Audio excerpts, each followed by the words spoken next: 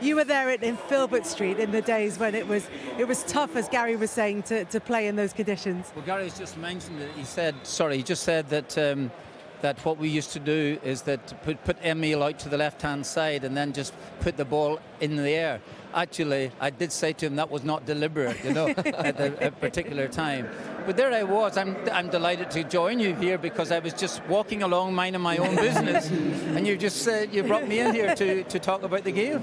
Well, we want to talk about the game, but we also want to talk about the glory days for these clubs, because Nottingham Forest, we just saw the scenes of the celebrations, 2 European Cups in back-to-back seasons, and that coming only a year after you'd earned promotion. I mean, the speed of that success was extraordinary. I really have to say that they're incredible days, and you felt as if you were on a roller coaster and you're never going to get off it.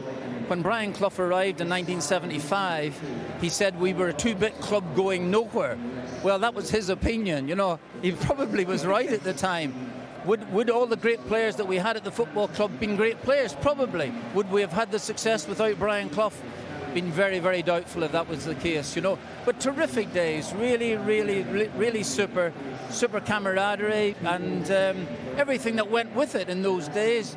You just, as I said, you just felt as if you were going to stay 26 for the rest of your life. And are you aware now of the importance of those foundations that you laid in the 70s? There's a lot of... Yeah, there's a legacy there, for want of a better word. I hate that word myself, but if that's the case, and I think that's something that you have to try and aspire to for the successive sides that are coming. And there's no point in hiding the history. If that's the case, you try and go for it. I think it's a wee bit like Gary when Sir Alex Ferguson came in. You want to try and win the European Cup, try and win the league first of all, because that's what you're aspiring to. So I think there's a commonality about that particular thing. That's all. You might never reach it, that's the case, but that's what you should be going for. Martin, you've just spoken about the incredible achievements of Forest coming out of the sort of old Division 2 and up to the Division 1 and winning the league and actually winning the European Cup. And then you at Leicester as manager took Leicester out of the Championship into the Premier League and then had 4 top 10 finishes. Do you think it's getting harder today? We've spoken about it tonight for clubs coming out of the Championship to do what you did back then. Oh, it seemingly is. It seems much more difficult now. I absolutely agree with that. I mean, our achievement was really fine and it was great. It was lovely to qualify for Europe a couple of times through winning the League Cup. But overall, you only have to look at the recent history of sides coming up and how difficult it has been for them. We were talking about anybody who might finish in the top 10 in their first season, and we're thinking this is miraculous. So it's been really, really difficult, I must admit.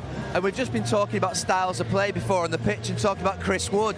Yeah. Almost like the return of the traditional tall centre forward. Do you think there's still a place for that in the game? Because me and Cara said we love a tall centre forward that plays like that way. Well, I'm pleased you said that, because I do. I think that's absolutely right. Manchester City had all the style in the world, and then they decided, well, do you know what? We might just go for a big lad who might score you a few goals.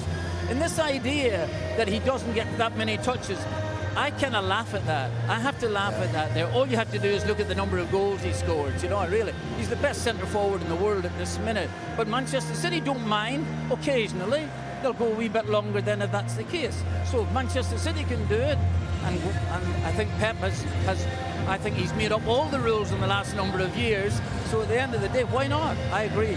And then you're 5 years out of management. I can only ever remember you being a manager, obviously, on the touchline. Do you miss it still badly? Me? Miss the game? Absolutely. Absolutely. No question about it. I'll miss it forever because that's the game. That's what playing was everything that I wanted to do, and I think hopefully you agree the same, or think the same. But management might be the second best thing, but absolutely, yes, miss it completely. Martin, it's an absolute pleasure to talk to you, and thank you so much for joining us. It's a pleasure. Thank you very much for asking.